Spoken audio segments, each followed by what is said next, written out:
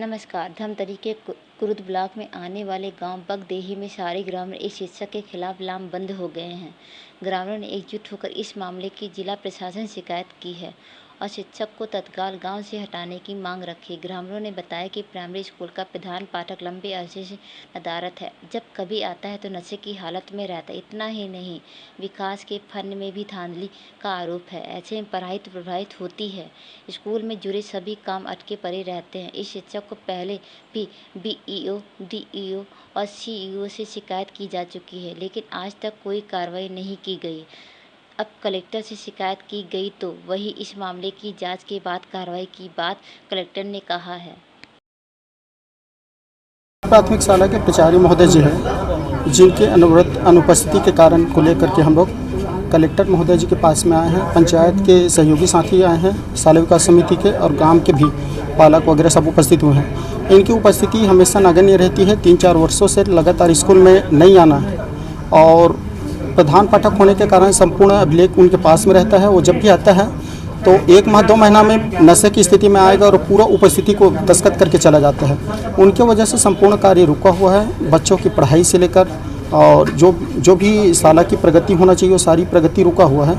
इससे हम लोग दुखी हैं, नाराज़ हैं और ऐसे इस लापरवाह शिक्षक को इनकी प्रति कार्रवाई होना चाहिए। निश्चित तौर पे ये शिकायत लेके आए हैं और उनकी जगह में किसी और अन्य शिक्षक को बगदेही में पदस्थ किया जाए नवीन प्राथमिक शाला में।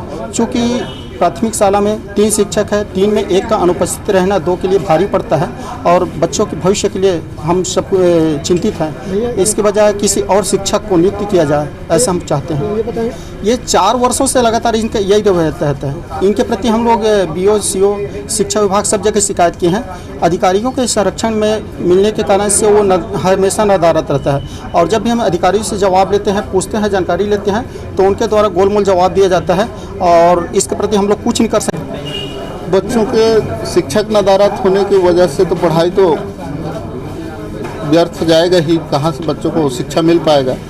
और उसके बावजूद भी प्रधान पाठक होने के बावजूद भी और वो शाला में उपस्थित नहीं रहेगा तो शासकीय कार्य है, चाहे बच्चों का मार्कशीट वितरण है, चाहे किसी का दाखिला करना है, ये सभी कार्य प्रभावित हो रहा है। और इसको कई बार समझाइश देने के बावजूद भी इसके जो करतूत है, इसका जो कारनामा है, कोई सुधार नहीं आ रहा है। इसके प्रति हम लोग BO साहब से भी शिकायत कर चुके हैं। BO साहब भी गोलमोल जवाब देता है और उल्टा सहायक शिक्षकों को भी जो उपस्थित रहते हैं उसको सुनाते हैं, आप लोग संभाल लो।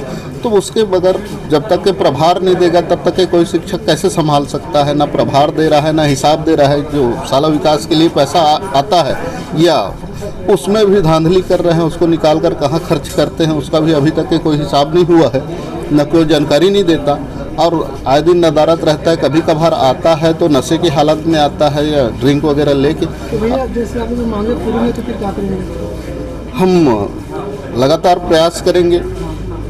प्रयास करेंगे कि इस तरह से शिक्षक को रिटायर किया जाए या बर्खास्त किया जाए और उसके बदले में हमें नए शिक्षक देने की अपील लगातार जारी रहेगा।